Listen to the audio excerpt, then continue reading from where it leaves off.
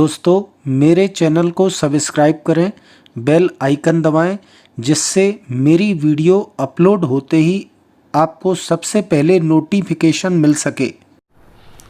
नमस्कार दोस्तों, मैं डॉक्टर दुर्गेश पाठक मेरे YouTube चैनल में आप सभी का स्वागत करता हूं। दोस्तों, जैसा कि आपने मेरा पिछला वीडियो देखा बेसिक्स ऑफ रिपर्टरी या बेसिक कंसेप्ट ऑफ रिपर्टरी, सभी लोगों ने मेरे इस वीडियो को बहुत पसंद किया, उसके लिए धन्यवाद। और काफ़ी मेरे को कमेंट्स भी आए, मैंने उसका आप लोगों को जवाब भी दिया। उस वीडियो में जो मुझे कमेंट्स आए उससे मुझे ऐसा लगा कि जो मैंने अभी आपको बेसिक कंसेप्ट ऑफ रिपर्टरी का जो वीडियो दिया है वो एक तरीके का थियोरेटिकल पार्ट हुआ। मुझे लगा कि इससे रिलेटेड मुझे एक प्रैक्टिकल पार्ट पर भी वीडियो बनाना चाहिए। अब इस थियोरेटिकल पार्ट और प्रैक्टिकल पार्ट का क्या मतलब है, इसको समझिए। देखिए, पिछले वीडियो में मैंने आपको बताया था कि रिपर्टरी क्यों होम्योपैथी में आई, उसकी क्या नीड होती है, क्या रिपर्टरी का यूज़ करना होम्योपैथिक प्रैक्टिस के लिए ज़रूरी है, कितने टाइप की रिपर्टरीज होती हैं, ठीक है, उनका हम यूज़ कैसे करते हैं, उनके बारे में मैंने आपको बेसिक पार्ट बताया था जो कि एक थियोरेटिकल पार्ट था। आज मैंने जो आपके लिए ये वीडियो तैयार किया है वो बेसिक कंसेप्ट ऑफ रिपर्टरी का प्रैक्टिकल पार्ट है। प्रैक्टिकल पार्ट का मतलब ये है दोस्तों कि आज के वीडियो में मैं आपको रिपर्टरी से रिलेटेड कुछ प्रैक्टिकल पार्ट्स, कुछ प्रैक्टिकल बातें बताऊंगा जो मैं खुद अपनी प्रैक्टिस में कर रहा हूं। उन बातों को मैं आपको यहां पर इस वीडियो में बताने जा रहा हूं। तो दोस्तों, बेसिक कंसेप्ट ऑफ रिपर्टरी का ये जो वीडियो है ये प्रैक्टिकल पार्ट है। इससे पहले का जो वीडियो था वो थियोरेटिकल पार्ट था। तो आप सभी लोग तैयार हो जाइए। मैं एक एक रिपर्टरी का नाम जो मैंने आज तक अपनी प्रैक्टिस में यूज़ की हैं उनका मैं नाम बताऊंगा और मैं आपको प्रैक्टिकल तरीके से ये बताऊंगा कि किस रिपर्टरी का यूज़ हमको कब करना चाहिए। तो अगर आपने मेरा चैनल अभी तक सब्सक्राइब नहीं किया है तो आप मेरे चैनल को सब्सक्राइब करो, बेल बटन ज़रूर दबाओ, जिससे मेरा वीडियो तैयार होते ही, अपलोड होते ही आप सबको तुरंत मिल जाए, तुरंत नोटिफिकेशन आ जाए। ज़्यादा से ज़्यादा वीडियोस को शेयर करिए, इसलिए कि जो भी मुझे रिक्वेस्ट आएंगी उन पर मैं वीडियो बनाऊंगा तो आप सभी का उसमें फ़ायदा होगा। तो आइए दोस्तों, हम स्टार्ट करते हैं basic concept of repertory practical part. देखिए, सबसे पहले मैं बात करूंगा आपको बोनिंग हुसैन की थेराप्यूटिक पॉकेट बुक की। जैसा कि मैंने आपको पिछली वीडियो में बताया था कि ये एक लॉजिकल रिपर्टरी है, ये एक फिलॉसफिकल रिपर्टरी है और इसका बेसिक कंसेप्ट है पर्टिकुलर टू जनरल। इसका मतलब जब आपके पास कोई ऐसा मरीज आता है जो कोई एक पर्टिकुलर सिम्टम बता रहा है या कोई एक ही कंप्लेंट बता रहा है और उस केस में जनरलिटीज कम है, खास करके जैसे हम बात करें एक्यूट केस की। जैसे मैं आपको एक एग्जांपल दूं, कोई मरीज आया फीवर को लेकर, कोई मरीज आया, या इसमें सर दर्द का एग्जांपल बहुत अच्छा रहेगा, जैसे मरीज आया सर दर्द को लेकर। अब मरीज के जो जनरल सिम्टम है उसमें आपको कोई एबनॉर्मलिटी नहीं दिख रही है, उसके भूख को लेके, उसकी पानी को प्यास को लेके, उसकी मोशन को लेकर, उसके थर्मल रिएक्शन को लेकर, उसके मेंसेस को लेकर सभी कुछ नॉर्मल है। सिर्फ एक ही प्रॉब्लम है मरीज को, हेडेक। जब आप क्लिनिक पे बैठेंगे तो आप देखेंगे हमेशा मरीज की जनरलिटीज़ में कुछ मिले ऐसा ज़रूरी नहीं होता। कई बार हमारे पास पर्टिकुलर बहुत प्रोमिनेंट होते हैं। तो एक मरीज जो आपकी क्लिनिक पर हेडेक को लेकर आया है उसकी जनरलिटीज़ में कोई एबनॉर्मलिटी नहीं दिख रही, ना मेंटल जर्नल में कोई एबनॉर्मलिटी दिख रही, ना फिजिकल जर्नल में कोई एबनॉर्मलिटी दिख रही है, ठीक है। सिर्फ जो उसका हेडेक वाली जो कंप्लेंट है वो बड़ी प्रोमिनेंट है। प्रोमिनेंट कैसे कि उस हेडेक में लोकेशन भी है, उस हेडेक में सेंसेशन भी है, उस हेडेक में मॉडलिटीज भी बहुत प्रोमिनेंट हैं, और उस हेडेक में कंकोमिटेंट भी है। जैसे मरीज बता रहा है कि मेरे फोरहेड में पेन है, लोकेशन। मरीज बता रहा है कि मुझे ऐसा लगता है कि मेरे सर में जब दर्द होता है तो ऐसा लगता है जैसे छोटे छोटे हथौड़े चल रहे हैं, तो अपने को सेंसेशन मिल गया एक, ठीक है। उसके बाद वो क्लियर कट बोल रहा है कि मुझे 10 बजे के करीब सर दर्द बढ़ता है, मुझे जब मैं धूप में जाता हूँ तब सर दर्द होता है, और मुझे ठंडे से रिलीफ आता है, खाना खा लूँ तो रिलीफ आता है, और जब जब भी मुझे सर दर्द होता है मुझे बार बार पेशाब लगती है, और जब जब मुझे सर दर्द नहीं होता तब ये पेशाब वाला सिम्टम नहीं आता। तो इसको कंकोमिटेंट कहेंगे, जो मेन कंप्लेंट्स के साथ में आ रहा है और जा रहा है। तो आपने क्या देखा कि जब आपके पास कोई ऐसा पेशेंट आया जिसमें generalities are lacking but particulars are very prominent and fulfilled with 4 hats: location, sensation, modalities and concomitant। तो ऐसे केसेस में आप बोनिंग-हुसैन थेराप्यूटिक पॉकेट बुक का इस्तेमाल कर सकते हैं, या आप बोगर रिपर्टरी का भी इस्तेमाल कर सकते हैं, ठीक है। ये भी मैंने आपको बताया था कि बोगर्स की रिपर्टरी कहां से आई, कैसे आई, वो आप पिछले वीडियो में देख सकते हैं, ठीक है। अब कोई आपके पास ऐसा केस आता है जिसमें जनरलिटीज बहुत इंपॉर्टेंट हैं, जैसे मरीज ने कहा उसको सर में दर्द है, मरीज ने कहा उसको पैर में दर्द है, मरीज ने कहा कि उसको हार्ट बर्न होता है, एसिडिटी होती है, उसको डकारें आती हैं, और भी बहुत सारी कंप्लेंट्स बताई। किसी में आपको मॉडलिटीज मिली, किसी में नहीं मिली, मतलब पर्टिकुलर्स, सारे पर्टिकुलर फुलफिल्ड नहीं है। लेकिन मरीज के फिजिकल जनरल और मरीज के मेंटल जनरल उसमें बहुत प्रोमिनेंट है। जैसे मरीज ने कहा कि साहब मुझे गर्मी में बिल्कुल रहना पसंद नहीं है, मुझे ठंडी हवा अच्छी लगती है, लेकिन जब जब भी मैं ठंडी हवा में जाता हूँ या जाती हूँ तो मुझे सर्दी लग जाती है। तो ये एक तरह का जनरल सिम्टम है। या इसको इजीली फॉर्म में बोलें तो कोई कहेगा मुझे गर्मी से एग्रावेशन है, कोई कहेगा मुझे सर्दी से एग्रावेशन है, ये भी एक जनरल सिम्टम है। ये किसी पर्टिकुलर कंप्लेंट के लिए नहीं है, इन जनरल है पेशेंट के साथ। मरीज को पनीर खाने की बहुत इच्छा होती है, मरीज को दूध पीने की बहुत इच्छा होती है, किसी मरीज को एग के लिए क्रेविंग होती है, किसी मरीज को मीठा बिल्कुल पसंद नहीं आता। तो जब इस तरह के हमको फिजिकल जनरल मिलते हैं, या आपको मेंसेस से रिलेटेड बहुत अच्छे सिम्टम मिलते हैं, या जब आप देखते हो कि मरीज के अंदर माइंड से रिलेटेड बहुत प्रोमिनेंट सिम्टम्स हैं, जरा जरा बात पर गुस्सा हो जाना, anger on slight contradiction, desire for company, aversion to company, इस तरह के कुछ ऐसे प्रोमिनेंट आपको मेंटल जनरल मिल गए, तो ऐसे केसेस में हम केंट रिपर्टरी का इस्तेमाल करेंगे। क्यों? क्योंकि केंट रिपर्टरी भी एक लॉजिकल रिपर्टरी है और इसका कंसेप्ट था जनरल टू पर्टिकुलर। तो दो बातें समझ गए दोस्तों आप यहां पर। जब आप ऐसे केस को डील करते हो जहां पर generals are lacking and particulars are very prominent, तो वहां पर हम बोनिंग-हुसैन और बोगर्स की रिपर्टरी को प्रेफर करेंगे। और जब हम ये देखते हैं कि ऐसे केस जिनमें जनरल्स बहुत प्रोमिनेंटली हैं पाए जा रहे हैं, पर्टिकुलर्स उतने प्रोमिनेंट नहीं है, या जनरल भी प्रोमिनेंट है और पर्टिकुलर भी प्रोमिनेंट है, तो भी ऐसे केस में हम केंट रिपर्टरी का इस्तेमाल कर सकते हैं। ठीक है, तो आप 3 रिपर्टरी यहां समझ गए। पर्टिकुलर जब प्रोमिनेंट होंगे तो बोनिंग-हुसैन की थेरापेटिक पॉकेट बुक और बोगर का इस्तेमाल करेंगे हम। जनरल्स प्रोमिनेंट होंगे, चाहे पर्टिकुलर्स प्रोमिनेंट हो ना हो, तो हम केंट रिपर्टरी का इस्तेमाल करेंगे। 3 इंपॉर्टेंट रिपर्टरीज मैंने आपको बता दी। अब हम बात करते हैं पैथोलॉजिकल जर्नल्स की।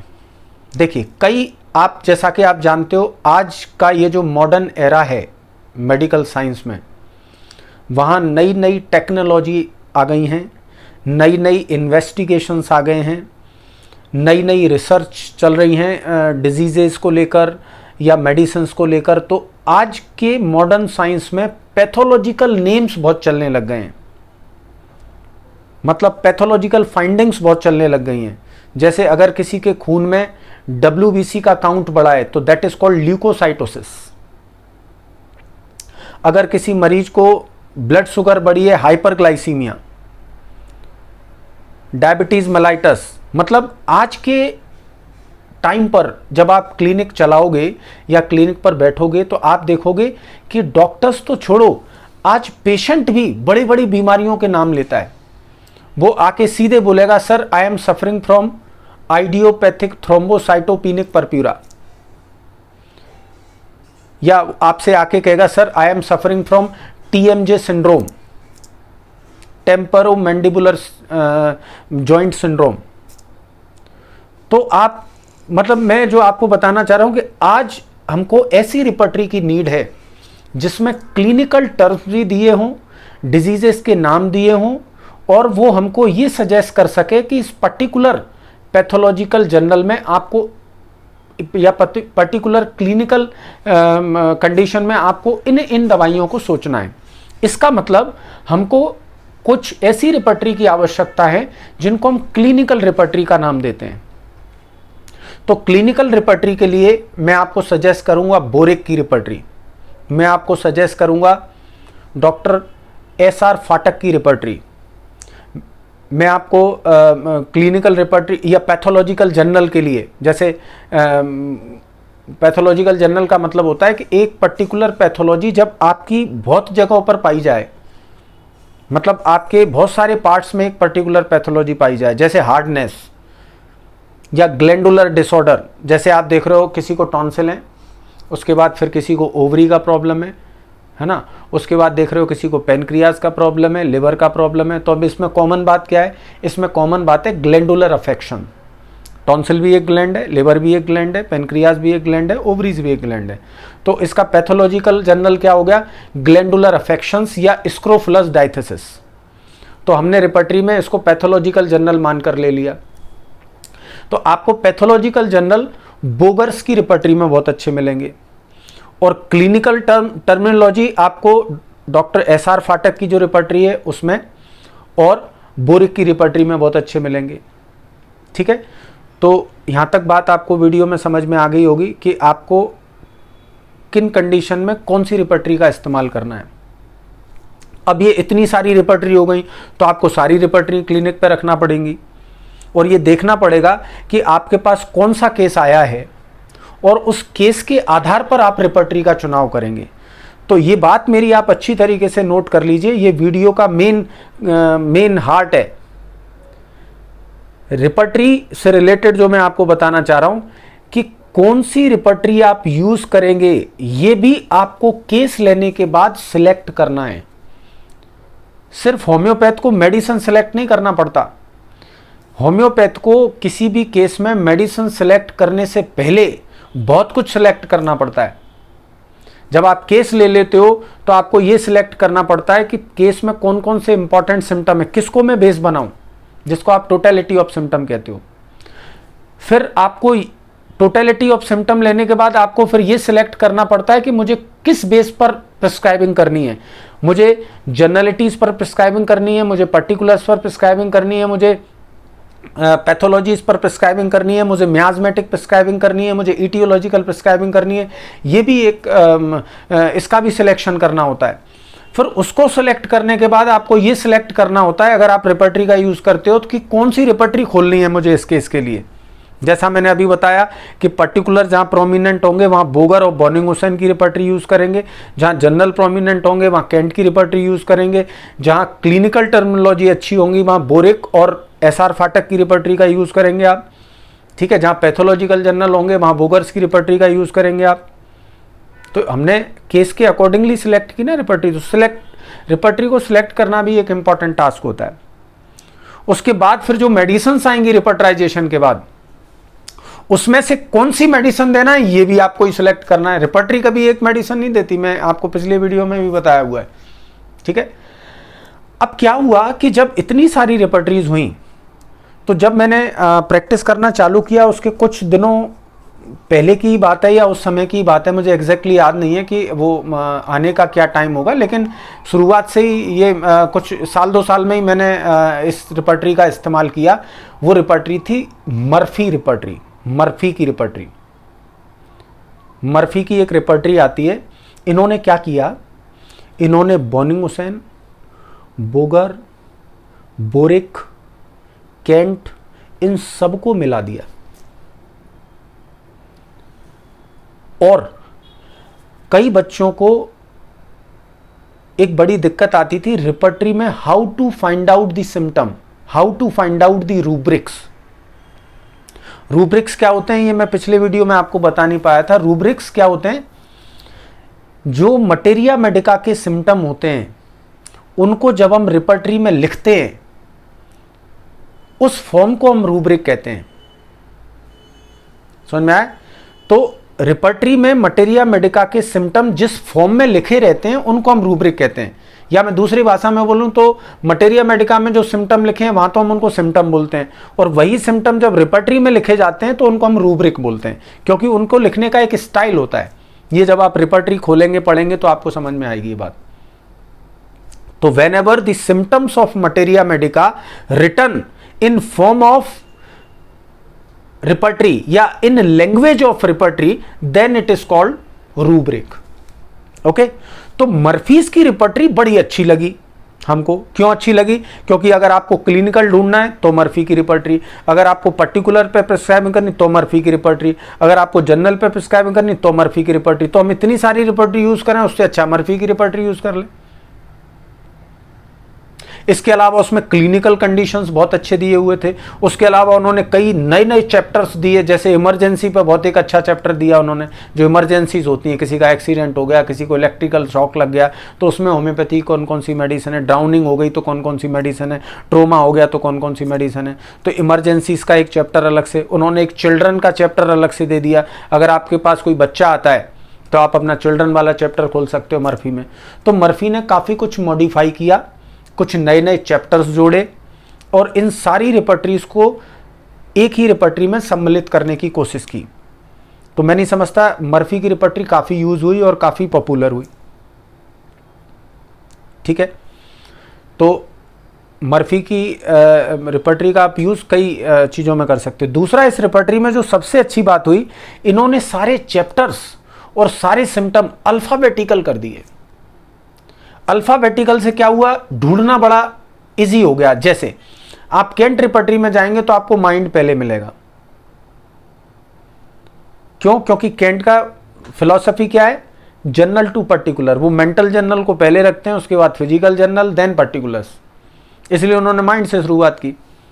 लेकिन मर्फी ने क्या किया, मर्फी ने इस लॉजिक को फॉलो नहीं किया कि पर्टिकुलर टू जनरल के जनरल टू पर्टिकुलर। उन्होंने तो क्या फॉलो किया, अल्फाबेटिकल। चलो, जैसे किसी को ढूंढना है एब्डोमेन से रिलेटेड तो एब्डोमेन पहला चैप्टर होगा। क्यों? क्योंकि वो ए अल्फाबेट से शुरू होता है। स्किन ढूंढना है तो स्किन आपको कहां मिलेगी, एस जहां होगा। आप मेरी बात समझ गए? तो इससे चैप्टर निकालना इजी हो गया स्टूडेंट के लिए कि एस, स्किन ढूंढना है तो एस के अल्फाबेट में चले जाओ, अगर ब्लड ढूंढना है तो ब्लड के अल्फाबेट में चले जाओ, आपको एक्सट्रीमिटीज ढूंढनी है तो ई के अल्फाबेट में चले जाओ, लाइक दैट। तो मर्फी ने सिम्टम रूब्रिक्स को ढूंढना भी इजी बना दिया और बहुत सारी रिपर्टरी का एक कलेक्शन कर लिया, एक सम्मिलित रिपर्टरी बना ली, कलेक्टिव रिपर्टरी बना ली। लेकिन फिर भी कई लोगों को केंट की रिपर्टरी ही ज़्यादा पसंद आती थी। उसके बाद फिर क्या हुआ, फिर आपको ये प्रोग्राम्स आए, कंप्यूटर प्रोग्राम्स, राडार आया, होमपैथ आया। ठीक है, अब इनमें क्या होता है, इनमें तो कई सारी रिपर्टरीज होती हैं, आप केस के अकॉर्डिंग जिसको चाहें इस्तेमाल कर सकते हो। ठीक है, तो मैं जो अभी सबसे ज़्यादा रिपर्टरी जिसका यूज़ कर रहा हूँ वो सिंथेसिस रिपर्टरी का यूज़ कर रहा हूँ।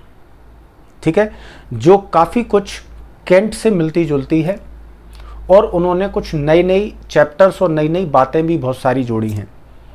लेकिन मर्फी रिपर्टरी भी बहुत अच्छी रिपर्टरी है। उसका भी आप इस्तेमाल कर सकते हैं। ज़रूरी नहीं आप सिंथेसिस का इस्तेमाल करें, ये अपनी अपनी पसंद है। मैं अभी सिंथेसिस का भी इस्तेमाल करता हूँ। हालांकि मैं जिस सॉफ्टवेयर का यूज़ कर रहा हूँ उसमें मर्फी की रिपर्टरी भी है, उसमें बोनिंग-हुसैन रिपर्टरी भी है। तो मुझे जब जो भी रिपर्टरी का इस्तेमाल करना होता है मैं उसमें से चूज़ आउट कर लेता हूँ। तो आप सबसे पहले यही सीखिए कि कौन सी रिपर्टरी कहाँ यूज़ करी जाती है।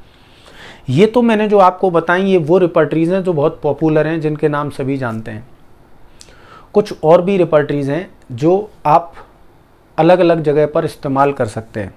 मुझे उनकी ऑथर का नाम याद नहीं है, लेकिन एक छोटी सी रिपर्टरी है जो मुझे हैदराबाद से मैं परचेज़ किया था। उसमें ईटियोलॉजिकल रिपर्टरी है।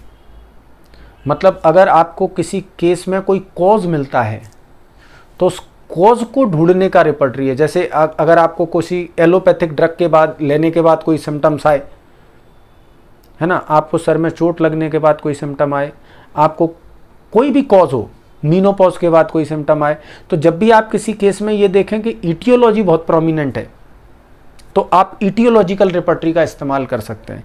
ये वो अकेली, जैसे मैंने कहा कि वो रिपर्टरी ऐसा नहीं है, कई रिपर्टरीज हैं जो ईटियोलॉजी बेस पर ही बनी हुई हैं, कॉज के बेस पर बनी हुई हैं। तो दोस्तों मेरा पर्पज़ इस वीडियो को बनाने का ये है कि एक रिपर्टरी से आपकी कभी भी क्लिनिकल प्रैक्टिस फुलफिल नहीं होगी, आपको वैरायटी ऑफ रिपर्टरीज खरीदना पड़ेंगी। तो आप जब भी किसी बुक फेयर में जाते हो या जब भी कोई ऑनलाइन बुक परचेस करते हो तो सबसे पहले ये देखें कि वो रिपर्टरी का बेस क्या है, वो क्या चीज़ बताने के लिए बनी हुई है। क्या वो एक क्लिनिकल रिपर्टरी है, क्या वो रीजनल रिपर्टरी है, क्या वो फिलोसॉफिकल रिपर्टरी है, या वो इटियोलॉजी बताने वाली रिपर्टरी है, क्या बता क्या रही है। जब आप ये जान जाएंगे तभी तो उसका इस्तेमाल आप प्रैक्टिस में कर पाएंगे। तो दोस्तों ये बात हो गई कि हमको किस तरह के केसेस में कौन सी रिपर्टरी चूज़ आउट करनी है। जब आप ये अच्छी तरह समझ गए कि हमको किन केसेस में कौन सी रिपर्टरी चूज़ करनी है, उसके बाद आपको रिपर्टराइजेशन आना चाहिए। रिपर्टराइजेशन की मेथड क्या होती है, हम अब इस पर चर्चा करेंगे। रिपर्टराइजेशन एक ऐसी प्रोसेस होती है जिसमें हम केस टेकिंग के दौरान लिए गए सिम्टम्स को रिपर्टरी में देखते हैं और उन रूब्रिक्स के आगे जो जो मेडिसिन्स दी हुई होती हैं उनका हम एक टोटल करते हैं, जिससे हमको केस में जो क्लोज रनिंग इंडिकेटेड रेमेडीज होती हैं उनका मालूम चल जाता है। तो रिपर्टराइजेशन एक ऐसी प्रोसेस है होम्योपैथी के अंदर जिसमें हमको रिपर्टरी की मदद से किसी पर्टिकुलर केस में देने वाली क्लोज रनिंग रेमेडीज का मालूम चल जाता है। उसके बाद फाइनल डिसीजन फिर होम्योपैथिक फिजिशियन का होता है। तो अगर मैं आपको इसमें स्टेप बाय स्टेप बताऊं तो रिपर्टराइजेशन की स्टेप में सबसे पहले आती है केस टेकिंग। देखिए दोस्तों, ये बात बिल्कुल ध्यान रखिए कि अगर आपने केस अच्छी तरह नहीं लिया तो आपकी आगे की जो स्टेप्स हैं रिपर्टराइजेशन की वो भी गलत हो जाएंगी। इसलिए सबसे पहले आप अपना जो पूरा कंसंट्रेशन है वो रिपर्टराइजेशन का जो पहला स्टेप है वो है केस टेकिंग, उस पर लगाइए। मतलब सबसे पहले आपकी केस टेकिंग अच्छी होना चाहिए। एक बार जब आप केस अच्छी तरीके से ले लेते हो, उसके बाद फिर आपको उस केस के जो इंपॉर्टेंट सिम्टम्स हैं उनको हम अलग कर लेते हैं और इंपॉर्टेंट सिम्टम्स के इन ग्रुप को हम टोटलिटी ऑफ सिम्टम कहते हैं। तो पहला स्टेप हो गया केस टेकिंग, दूसरा स्टेप हो गया formation of totality of symptom. जब आपके पास एक टोटलिटी ऑफ सिम्टम आ जाता है तो आप हर सिम्टम को, मतलब जो टोटलिटी के बाद फिर आप एक रिपर्टरी का सिलेक्शन करते हो। ये हो गया third step, selection of the repertory. कौन सी रिपर्टरी कैसे केस में चुनी जाएगी ये मैं ऑलरेडी इस वीडियो में बता चुका हूं आपको। रिपर्टरी सिलेक्ट करने के बाद आपको टोटलिटी ऑफ सिम्टम के हर सिम्टम को रिपर्टरी में देखना है और उस सिम्टम या रिपर्टरी की भाषा में अगर कहें उस रूब्रिक के आगे जो जो भी मेडिसिन दी हैं उनको आपको नोट डाउन कर लेना है। साथ में यह भी नोट डाउन करना है कि उसमें जो दवाइयां दी हुई हैं उनकी ग्रेड क्या है। हर ग्रेड को एक पर्टिकुलर नंबर दिया जाता है। तो अगर मान लीजिए किसी एक पर्टिकुलर रूब्रिक में कोई मेडिसिन 3 नंबर ले रही है, दूसरे में 2 नंबर ले रही है, तीसरे में 1 नंबर ले रही है, तो 3, 2, 5 और 1, 6 नंबर हो गए। उसी तरीके से कोई मेडिसिन है जो हर सिम्टम में 1 नंबर ले रही है, चूंकि वो हर 3rd ग्रेड में है, तो उसके 3 नंबर हो गए। तो आपको करना क्या है, रिपर्टरी को सिलेक्ट करने के बाद टोटलिटी ऑफ सिम्टम के सारे सिम्टम्स को हम रिपर्टरी के अंदर देखते हैं। उसके बाद हर मेडिसिन और उनके नंबर को लिख लेते हैं।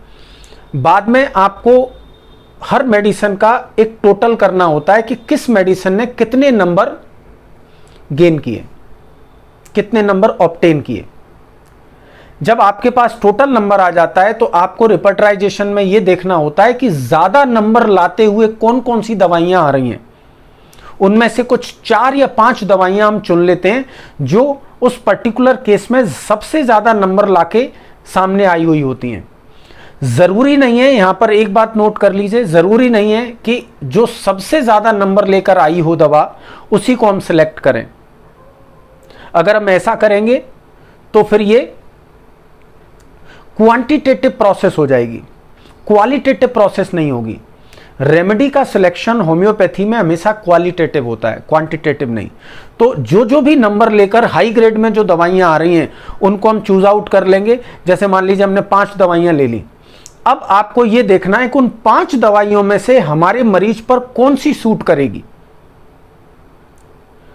अब सवाल यह उठता है कि कौन सी सूट करेगी, ये आप कैसे पता करोगे? ये पता करोगे आप नॉलेज ऑफ मटेरिया मेडिका से।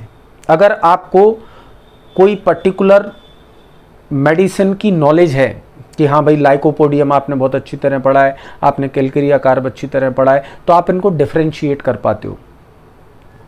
देखिए दोस्तों, होम्योपैथिक रेमेडीज जब हम पढ़ते हैं तो उनमें कुछ तो सिम्टोमेटोलॉजी होती है जो रूब्रिक के फॉर्म में रिपर्टरी में दी हुई होती है, और कुछ मेडिसिन्स की थीम होती हैं। ये थीम कभी रिपर्टरी में नहीं होती। तो जिन डॉक्टर्स को हर होम्योपैथिक रेमेडी की थीम पता होती है वो उनको बहुत ईज हो जाता है उन 5 में से कोई एक दवाई का चुनना। जैसे मैंने जो पिछले वीडियो आपको डॉक्ट्राइन ऑफ सिग्नेचर मेडिसिन्स के दिए हैं उनमें हमेशा एक थीम बताने की कोशिश की है, उनमें सिम्टम बताने की कोशिश नहीं की, एक थीम बताने की कोशिश की है। तो रिपर्टराइजेशन एक ऐसी प्रोसेस होती है जिसमें पहले आपको केस टेकिंग करना है, फिर आपको टोटलिटी ऑफ सिम्टम फॉर्म करना है, फिर आपको रिपर्टरी का सिलेक्शन करना है, फिर आपको उन हर टोटलिटी के हर सिम्टम को रिपर्टरी के अंदर देखना है, उनके सामने मौजूद दवाइयों को लिखना है, उनके नंबरों को लिखना है और उसका टोटल करना है।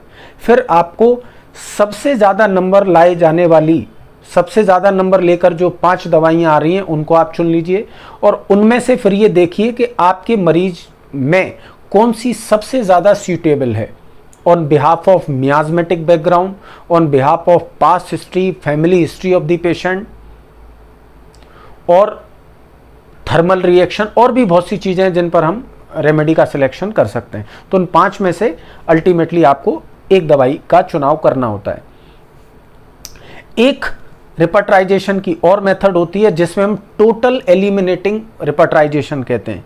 इसमें क्या होता है कि आप ने जो केस लिया उसमें से जो सबसे मोस्ट इंपॉर्टेंट सिम्टम है, उस पूरे केस का जो सबसे मोस्ट इंपॉर्टेंट सिम्टम है, आप सबसे पहले उसको रिपर्टरी में देखते हो और उसके अंदर जो जो भी दवाइयां आ रही हैं आप उनको लिख लेते हो। इसके अलावा उस केस के जो और सिम्टम होते हैं उनको भी आप रिपर्टरी में देखते हो, लेकिन उसमें सिर्फ वही दवाइयों को हम लिखते हैं जो पहले जो मोस्ट इंपॉर्टेंट सिम्टम था उसमें जो मेडिसिन होंगी, हम बाकी सिम्टम्स में भी उन्हीं मेडिसिन की प्रेजेंस को लिखेंगे। इससे क्या होता है, आपका नंबर ऑफ ग्रुप मतलब जो आपकी नंबर ऑफ मेडिसिन है वो कम हो जाती है। आप समझ गए? मैं दोबारा बताता हूं। सबसे इंपॉर्टेंट सिम्टम ले लिया आपने केस का, उसमें जो दवाइयां आई हैं,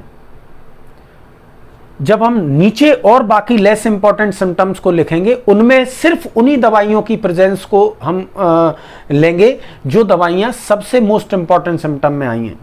बाकी दवाइयां हम नहीं लिखेंगे। जबकि हमने पहले वाली रिपर्टराइजेशन की प्रोसेस में क्या किया था कि सारी मेडिसिन लिख ली थी उनके नंबर के साथ में, इंपॉर्टेंट लेस इंपॉर्टेंट। तो जो दूसरी मेथड है उसमें हम सिर्फ इंपॉर्टेंट मेडिसिन को लेते हैं, जिससे 5 की जगह आपको कोई 1 या 2 ही मेडिसिन में से चुनाव करना होगा। दोनों ही प्रोसेस सही हैं, डिपेंड करता है फिजिशियन को कौन सी अच्छी आती है और उसको कौन सी पसंद है। तो दोस्तों, ये है इस वीडियो का मेन थीम कि आपको किन केसेस में कौन सी रिपर्टरी का चुनाव करना है और रिपर्टराइजेशन कैसे होता है। तो आशा करता हूं आपको मेरी ये बात समझ में आई होगी कि आपको किन केसेस में किन रिपर्टरीज का यूज़ करना है। इसके बाद भी अगर आपको ऐसा लगता है कि कोई पर्टिकुलर रिपर्टरी है जिसके बारे में ये पूछना है कि आप इनको किस तरह के केसेस में इस्तेमाल करेंगे, तो आप मुझे कमेंट बॉक्स में क्वेश्चन कर सकते हैं, मैं उसका आंसर दूंगा। यहाँ मैंने सिर्फ वो रिपर्टरीज के नाम बताए हैं जो कॉमन रिपर्टरीज हैं, जिनको मैं यूज़ कर रहा हूँ अपनी प्रैक्टिस में, उनके बारे में मैंने आपको बताया। तो मैं वेट कर रहा हूँ आपके क्वेश्चंस का जिनके मैं आंसर देना चाहता हूँ। Thank you, good bye.